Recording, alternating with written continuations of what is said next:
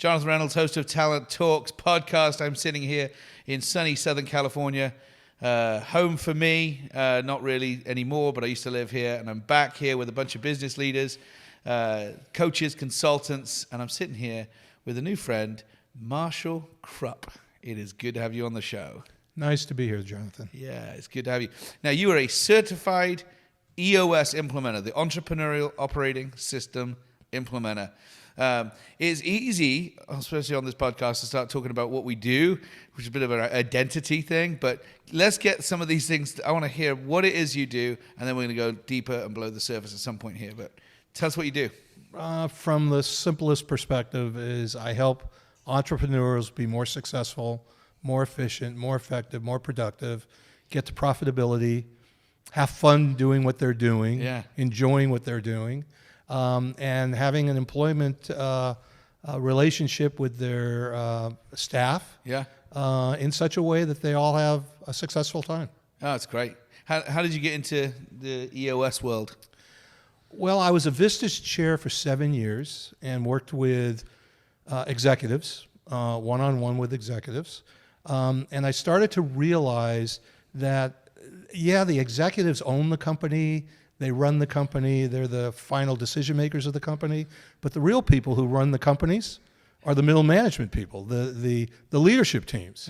And so I left Vistage and joined with EOS because we focus on the leadership teams, which includes the executive of the company. But it's a broader group of people that we're working with. Right. How long have you been doing this? With EOS as a certified implementer, 3 years, but I've been using EOS for about 12 to 15 years. Wow. Okay. That's unusual. I mean, it's a big wave of excitement around EOS that has been over the last few years. Everywhere I go, but I've heard of that. For us, about 11 years we've been running our business on EOS, which has been, an absolute lifesaver in so many ways for us. But so transitioning from being a Vistage chair to an EOS implementer, talk about that. Like, what was that like? Well, as a Vistage chair, you're a facilitator of the group. You're giving advice from time to time, and you're giving them the space to be open, honest, transparent, vulnerable, so they can deal with their issues. And we're dealing with executives from different companies. Right. So in the group, we've got different executives from different companies. In EOS, everyone is from the same company, and we're dealing in a session situation where everybody comes in for an entire day. The uniqueness, though, is we have interpersonalities that we have to deal with in terms of the teams. So for that day, we've got those personalities, but then we let them go, and they experience 30 days before the next session. Those personalities start to clash with one another, particularly when they start being open, honest, transparent, and vulnerable. How often do you meet with a full leadership team? I meet initially for once a month for 3 months, and then every quarter we have a meeting, and then annually we have 2 meetings. Okay. But my relationship with my clients says that they can call me 24/7, even between sessions, and reach me, and I will be of service to them. It's just the right thing to do. Yeah. Come on, boundaries. We can talk about boundaries in a bit. 24/7 and you'll answer the phone? All right. 24/7 and I will answer the phone. I'm going to test that. I have a friend who's a well-known author, and he puts his cell number in every one of his books. And I'm like, what is this? He's a New York Times bestseller. And he goes, I always answer the phone. I'm like, how is this even possible? But well, it's amazing when you tell people that you're available for 24/7, they don't call you. They only call you when it's a really urgent item. Right. They don't want to bother you. They don't want to take advantage of the situation, right? Right. But when it's a crisis situation, I'm available for them. Wow, cool. Talk about some of those things. What are kind of the crisis situation? What are some of the big things which you're like, wow, this is intense, that you've had to navigate through with clients? Obviously, keep them anonymous, but some of those things that would be relatable to some of our some of our listeners? So the biggest crisis that any business has, pretty much so all the time, is firing people. Okay? There's the concept of hire slow, fire fast. Most businesses do just the opposite. Yeah. They hire fast and fire slow. And the consequence of firing slow is it has a major impact on the success of the business. So firing is a big issue. Another big issue that a lot of businesses are having right now is predicting. It's hard to predict the future because there's changes in the economy is happening so quickly, changing in the business community is happening so quickly. I mean, a perfect example is AI. I mean, yesterday we weren't even talking about AI. Today, it's probably the most influential condition that's taking place that businesses need to address. So that's an example. The economy, changing things, being able to predict. I think the other area is just change in of itself. Businesses do not like to change. And what I tell my clients all the time, you've got to be ready to pivot at any moment. If you are stuck in the past and you're not willing to pivot, then you're going to lose out on the future. There are opportunities in the future that if you are not ready to pivot for those, you're going to lose out on those opportunities. Yeah, for sure. I mean, seeing around corners of what's coming, I mean, that's a really, really tough. We set our annual goals, we set our quarterly rocks, we set all of those things, but things change. They do. Right? And how do you navigate the change and stay within the boundaries of the structure and the process? That's tough, especially when you throw in, I mean, AI, the time this was recorded, and this is probably 6 months ago. When you're listening to this, this was recorded 6 months ago. And so I had a guest on here, and they were talking about ChatGPT, and they said, well, when is this going to air? And I said, it's probably about 6 months' time. He said, well, don't include this then, because I'm talking about being on the cutting edge. I don't want people thinking that I'm just catching up. Correct. But changing with the times is really tough when you are somebody or a business that's committed to process, and your company annual goals and rocks and things like that. How do you navigate that for your clients who are running on EOS? When something happens, you gotta, it's like everyone's got a plan until they get punched in the face. What's that quote? First of all, and you've heard me say this already, open, honest, transparent vulnerability. If that's not part of the culture of the organization, you can't change. People have to be able to speak up. They have to be able to be heard and listened to without potential punitive repercussions, right? And so we need to have organizations that are open, honest, transparent, and vulnerable. I don't talk to my clients about change. I talk to my clients about pivoting, because pivoting is just 2 or 3 degrees of pivot can have a significant impact on the direction that the company is going. So when we talk about change, I look at change as opportunity, and we don't speak of change as change and detriment. We speak of change as, here's an opportunity. How can we capitalize on it? Yes. Yeah, that's good.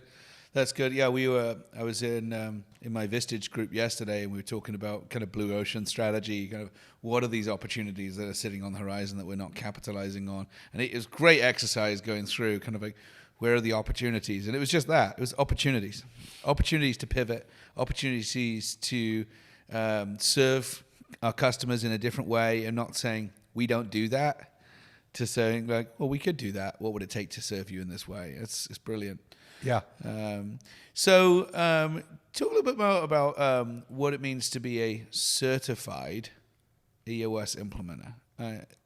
Help us. I don't think I've had any guest talk about all the different designations that are in that sort of journey. Yeah. So first of all, with regards to EOS, we are all trained to offer the same thing. Okay. We are trained to offer EOS in a purity way. Yeah. Pure EOS. And every EOS implementer, regardless of how long they've been with EOS, from a 6-month implementer all the way down to a 10-year implementer, we all teach the same thing. The difference between the 3 categories of EOS implementers is at the very top, there are expert implementers. It's driven by the number of sessions that you have done. 500 sessions, you're now an expert implementer. A certified implementer is up to 500 sessions. And professional implementer is 0 to, I think it's 56 sessions. That's the only difference between the different designations. Now, what makes implementers really different are their personalities, their backgrounds, their experience, where they've come from, what their personal life is like. That's really what makes the difference of an EOS implementer. And there are certain clients that I don't fit with because my personality doesn't fit with their personality. And I will be very happy to refer a potential client to another implementer who's got the personality that fits that particular prospect. All right. You introduced it. Let's talk about personality. Who is Marshall Krupp below the surface? Like, if you weren't able to tell people what you do, tell us who you are. So, who am I? On the DISC assessment, I'm a DI. So I'm results driven. You know, I am aggressive, assertive. I'm an entrepreneur. On the other hand, the I part of me is I'm social. I like people. I like being around people. I can put the two together, the assertiveness and the social relationship. So that's on the DI personality. In reality, I'm a teddy bear. Although people call me a bulldog of how I approach things, I am very aggressive in terms of how I approach things. I'm very assertive at how I approach things. So my personality comes out in how I show up with my clients, how I show up with my family, and so forth and so on. I'm a workaholic. So that's part of my personality. Loving my job, loving what I do, that's part of whom I am, and that's my life and how I show up. So those are the kinds of things that... When you say that some people like you, some people don't like you, you know, and you're happy to introduce other people, like what would be some of the historic things where you're like, I tend to not jive with these types of people, or they don't jive with me, vice versa? So I come from a behavioral style my whole life that surrounds itself around accountability. I expect people to fulfill their commitments. Right? You make an agreement, you fulfill your commitments. If you don't fulfill your commitments, you lose trust. Right? So that's where I come from. Lots of businesses have a problem holding others accountable or being accountable themselves. When you're in a situation with a client, clients will find themselves pushing themselves away from someone who holds them accountable. And I hold my clients accountable. So there are some prospective clients who don't want that kind of environment around them. So that's an example. So that's interesting.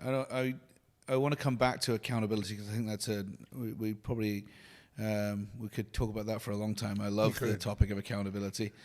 No one holding me accountable. I hate that, but I like holding other people accountable. I'll tell you in a moment.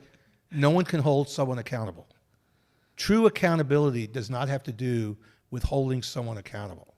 True accountability is where someone brings to my attention and awareness that I'm out of integrity with the commitment that I made. Only I can hold myself accountable at that point. So you can bring it to my attention, but you can't really hold me accountable. Only I can hold myself accountable. That's good. I like that. We have this thing at Titus where we deeply believe that if you're going to hire somebody for a job, you need to be really clear and quantifiably clear what does success look like in that job and any job. Because if you're going to pay somebody a quantifiable amount of money, what do we give? What's the exchange? We do. If you hired a contractor to come and do something in your home, you would say, what's the quote? And then if you are vague on what the outcome is, there's going to be a problem. Correct. If you're very specific of what you're paying for, then you can decide whether you're happy with the project or not happy with the project. Yeah, but in employee relationships, we don't do that very well. Most companies we don't. I find it very interesting that entrepreneurs invest in a business, they invest in an activity to get a return on investment, right? They invest to get a return. When we hire employees, we're doing the same thing. We're investing in the employee. We better get a return, because if we're not getting a return, we're wasting our money. Yeah. So talk about that. How do you've made it clear you can't hold somebody accountable. They have to hold themselves accountable. Correct.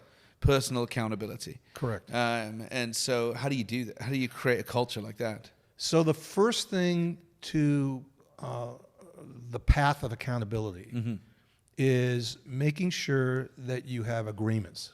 We have to have agreements, implicit or explicit. Now, when we hire someone, our job description is part of the agreement.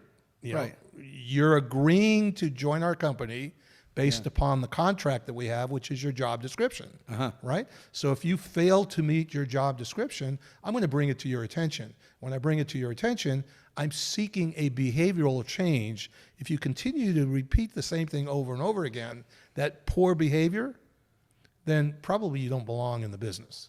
Yeah. You should be let go, right? But you have to have agreements to have an accountability culture. It can be implicit or explicit. I use the example of a driver's license, right? Yeah. We get a driver's license. We've signed an agreement with the state of in this state, the state of California. Yeah. We've signed an agreement that we will comply with the laws. When we don't comply with the laws, we are made aware of it by a highway patrolman pulling us over on the freeway and saying, "Are you aware that you just violated the agreement that you had?" Yeah. Now, in that case, there is a punitive result to it, which is probably the writing of a ticket. Yeah. Unless you say, "I identify as a judge." Unless you talk yourself out of the ticket. We can edit that. Anyway. All right. So, okay, implicit, explicit. Give an example of implicit like your expectations. An implicit agreement is you and I decide to go to lunch, right? Okay. We have an agreement. The agreement has to be very specific. So not only are we going to lunch, I need to tell you when we're going to lunch, what time you need to be there, what time we're going to be there, where we're going to be. Yeah. All right. It's a really clear understanding of what the relationship we have between us, which is an implicit agreement, right? Okay. If our time is 12 o'clock on Friday at TGI Fridays, and you show up at 12:01, you've just violated the agreement. Okay. You're out of integrity with the agreement that you made with me, which said you would be there by 12. Okay. And every time you violate an agreement, there's consequences of violating the agreement. There's an impact on you. There's an impact on me as a result of violating that agreement. Okay, so I'm going to translate that to an employment agreement. Implicit would be business development representative. It is implied that you're going to build business development relationships. Explicit would be bring in 10 new customers equaling $1 million in revenue. So actually, no. Okay. An implicit agreement is something where you don't sign a document. Okay. Okay? An explicit agreement is where you sign a document. So, for example, if I did an offering paper to you, offering letter to you to have you join my company, you'd sign that offering letter. Yep. We have an explicit agreement. Okay, so this is great. So explicit agreement it's not actually, you can't technically measure success just because it's explicit. Exactly. The agreement has to be detailed. Right. There has got to be everything that you expect of the individual stated either in the explicit agreement or in the implicit agreement. Brilliant. So here's a lot of if you think of any relational conflict, it comes down to unmet expectations. Correct. Right? I mean, it's fair roughly. Pretty much does. Okay. The conflict happens because somebody was upset or both parties were upset because expectations weren't met.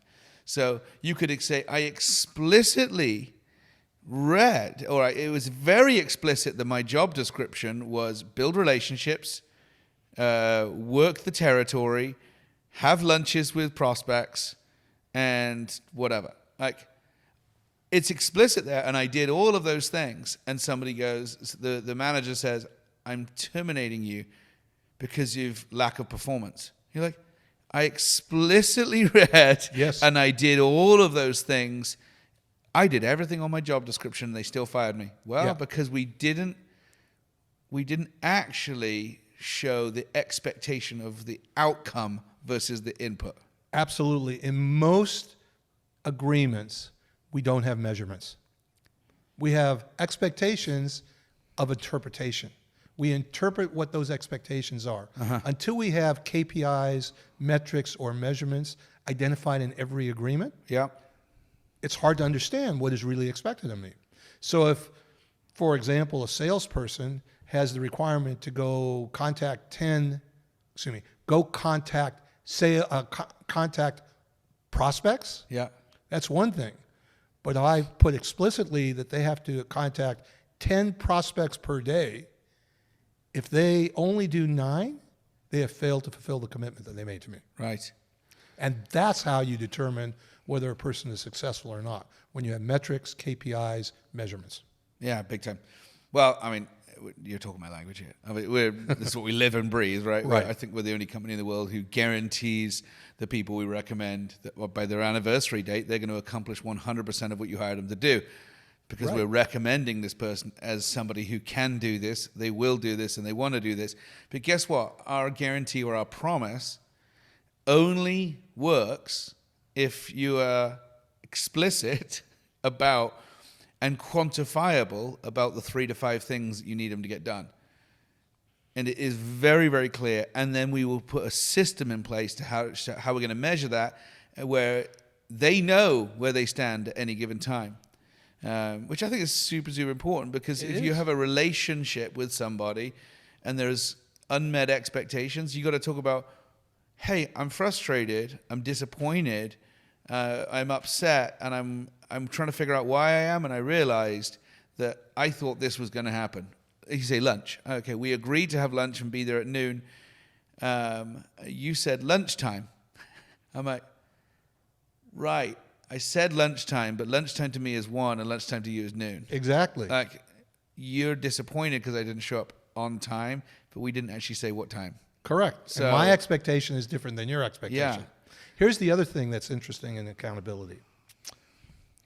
There are usually 2 responses when someone is out of integrity to a commitment.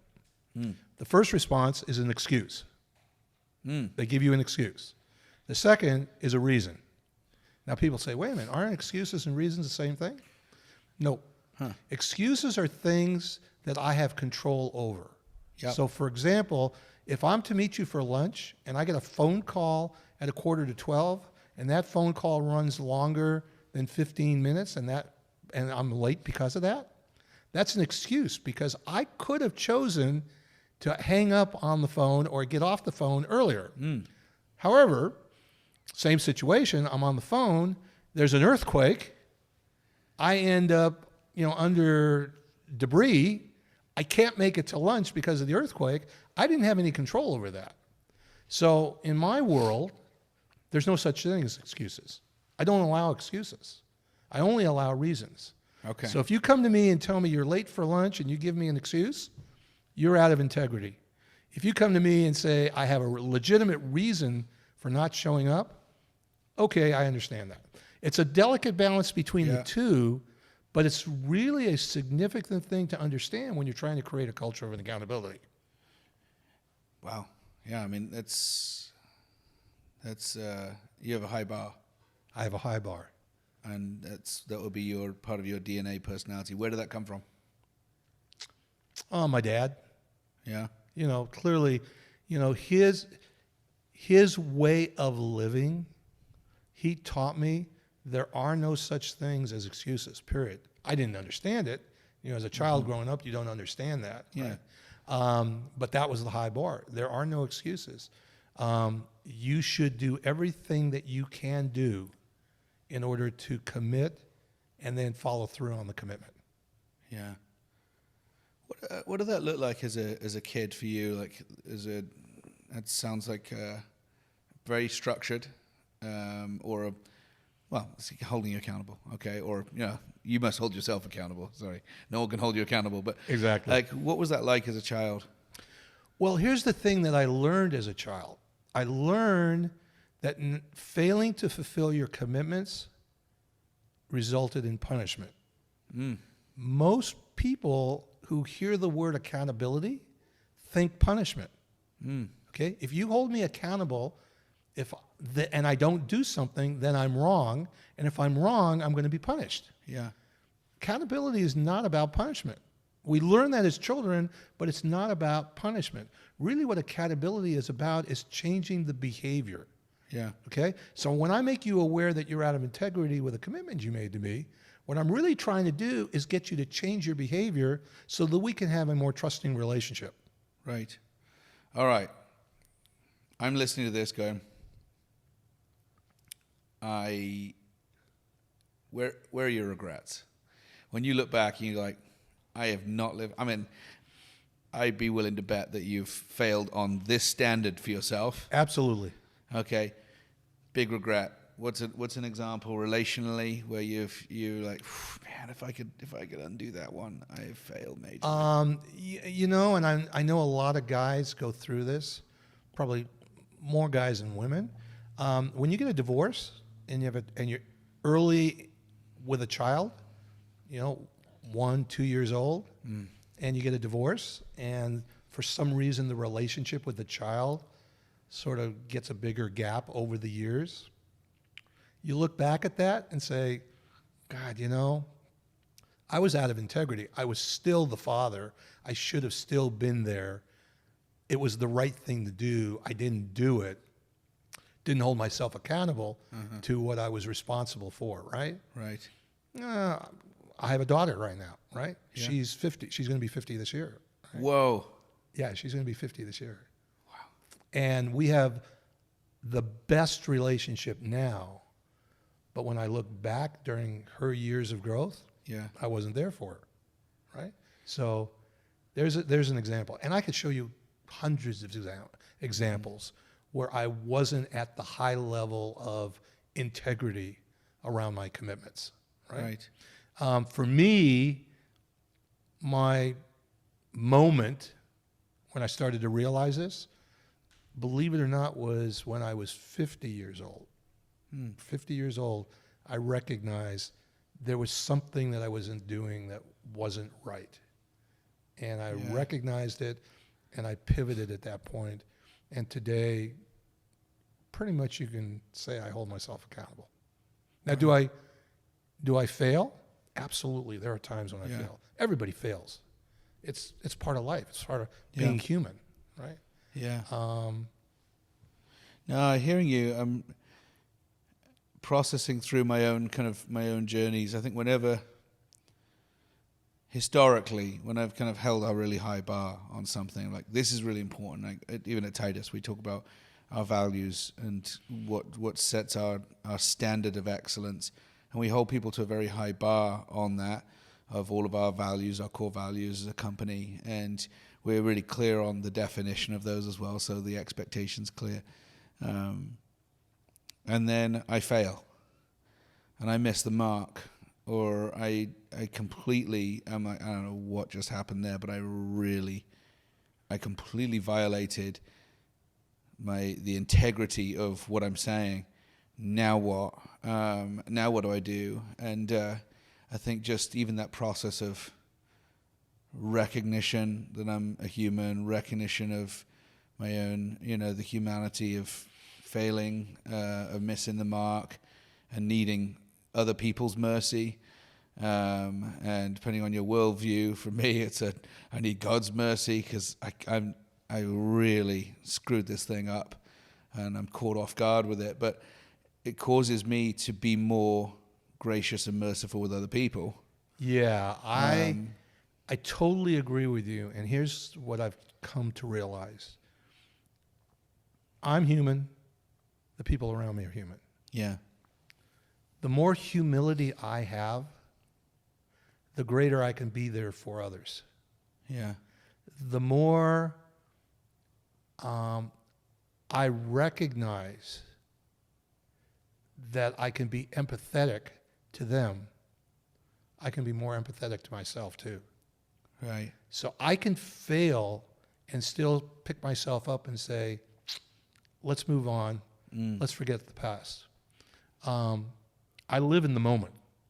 I truly do live in the moment. Yeah. And when you live in the moment, it's amazing how much is going on around you, right? Right. That you could gain from. And as I said earlier on, challenges, problems, issues, failures are all opportunities. Yeah. They're all opportunities. So if we can learn from them, we won't repeat them potentially. But even if we do repeat them, we can go back and say, well, what did I learn from the first time that I can apply now? Sure. Yeah. Yeah. I mean, I think if someone consistently misses the mark, then the sense of accountability, but really clear on 12 o'clock's lunchtime, as you say, TGI Fridays, 12 o'clock on Friday. Last month, you came at 12:01. I mean, this is your bar. I'm like 12:01. I'd be fine with. Yeah. So, but 12:01. Like, hey, next month. Like, hey, I really want. Let's. Time is precious for each of us. Let's get start on time. And next month rolls around, 12:15. You're like, didn't we talk about this? And if it's consistent, I totally get that. Then saying, hey, listen, we're gonna have to figure something out here because that's part of the expectation of our relationship. It's a work relationship. I think the dynamic of being gracious and kind and holding people accountable is really tough for leaders, for many leaders who are connected to people on a heart level. How do we navigate through? And I've sat in many meetings like, oh, that person's not coming through. They're not delivering this. I sat in a meeting the other day and someone was saying, I don't know how to hold this person accountable because there's so much. I mean, you mentioned divorce. They were going through a divorce. It's like, now what do I do?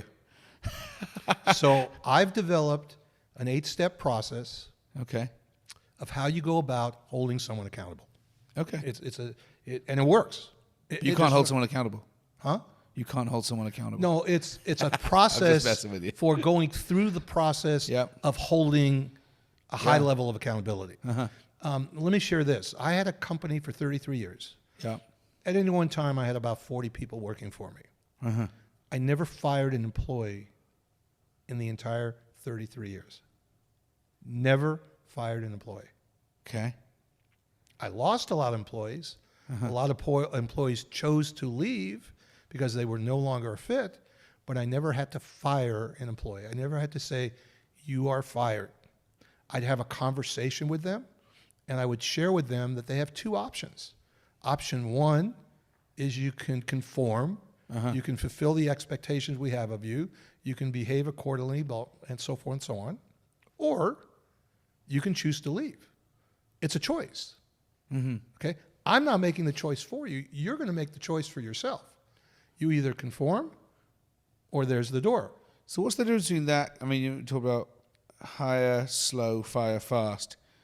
How do you navigate that with accountability in this situation? Yeah, so I don't use the term fire. Right? Okay. So you never fired anyone because you don't use the term? No, it's not that I don't use the term. It's that I don't make the choice. Oh, I don't make the decision to fire. Okay. The employee makes the decision. Yeah, okay. All right? I give them the option. You can fulfill the expectation. You can perform the way I expect you to perform. You can do whatever the agreement we have, you can fulfill the intent of the agreement. Yeah. Or you can choose to say, I don't want to fulfill the intent of the agreement, and therefore you choose to leave. You have the option. I'm not making the decision for you. Yeah. It's a unique perspective from an employer's view of what's going on. Because most of the time when we fire an employee, we, the employer, become the target of the victim. The employee is the victim. Yeah. We are the target of the victim now who has now been fired. Okay. When I give the option to someone to make a choice, they're making the choice. I'm not making the choice. I'm no longer the target of the situation. Yeah. I think it's probably, At a root level, I think it's probably very similar to how we are at Titus. Every single person in the company knows what's expected of them at any given time, and that's the foundation of the employment. It's performance. We hired you to get a job done. You should know how you're doing in that job. There's the getting the job done, but there's also how you get the job done, interacting with other team members, and that's where our values come in and our DNA and behaviors and things like that. And then there's the skill, like we want to grow in your skills so you can do a more excellent job. So there's that part, but deep belief that people have a choice of where they work, and we want people to want to work with us. So then there's suddenly like, correct. Let's peel this back now and go, but we deeply care about you, your personal life. You're going through a divorce. You're sick. You've got family members who are sick. How do we compassionately and empathetically care for you in this process while also saying we're a high-performance company? And that balance, I think, is really, really tricky because we are in a day and an age where there's so much abundance of choice. Everything, I mean, we kind of joke, I mean, it's just choice for absolutely everything. I was talking this morning about a podcast of getting an Uber, and you're like, I can say, before I even get in the car, this is what the temperature I want to be. Before I even get here, I want to let you know, don't talk to me. Like, I can switch the thing to the right. I don't want anyone to speak to me. Like, so, like, okay, this is getting crazy now, you know. But that how I want you to interact with me, that's a part of our normal culture in the States anyway. Like, people suddenly will communicate, this is how I'd like you to talk to me, this is how I'd like you to address me, this is how I want you to interact with me. And it's now in the employment environment, it's kind of like all of these kind of expectations of how I'm to be treated as the employee, and employers are kind of like handcuffed going, golly, do I have a say here? You know, I'm the one paying you. And so I think we need to be really clear. First and foremost, here's what I need you to get done. Okay, as long as you're doing that, all of these, I'm going to try and create this wonderful environment, a great culture. I want to treat you in the way you need to be treated. I want to be respectful of you and things like that. All of those other things. Here's the employment agreement. First and foremost, what you need to get done, and then here's how I'm going to treat you, and here's how you're going to treat me. If we're really clear on those expectations around what the culture looks like, and really show those things, I think it's going to be beautiful. And I think most employers would want to get to that point. Absolutely. And let me share this. Most job announcements, most job postings do not have two things in them. The one thing is they don't set forth the goals of the company. Every job announcement should identify what the goals of the company are, because we are hiring the employee to fulfill the goals of the company. Yeah. Excuse me, the core values. I'm sorry. I meant core values, not goals. Sorry. The core values of the company. Okay, back up, say it again. All right. Every job announcement should have the core values of the company identified. Yep. Clearly identified, because the expectation we have is that the employee, the prospect, will become an employee that fulfills those core values. Mm-hmm. Absolutely critical.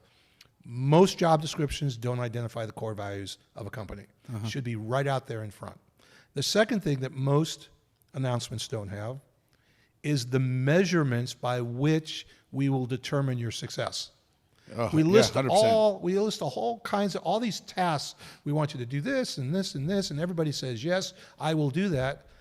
But they have no idea what the expectation we have of them in terms of the measurables. Oh, sure, yeah. Every job description should have that. Oh, a complete, we call it a performance profile. Performance profile. Like, right? what are we going to hold you accountable for, and what can you expect from a culture? I mean, I'm with you. I 100% agree with that.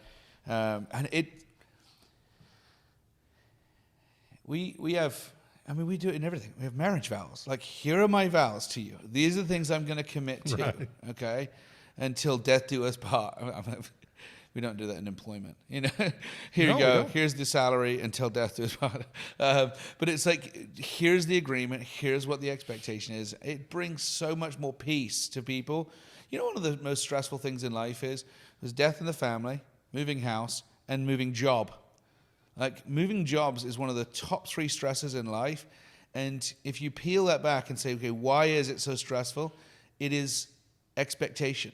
I know somebody has expectations of me, and I don't know what they are. Yep. And so sort of integration or onboarding period, like who's who in the company and what's their influential role here, and who do I need to suck up to? Because of expectations. I don't know who. Right. And so the more we can bring clarity around expectation, who the relationships are and what they mean to you, and who are you reporting to, who are you, the work that you do, who does it have an impact on? If I don't come through and deliver my stuff, look at all of the people that I influence.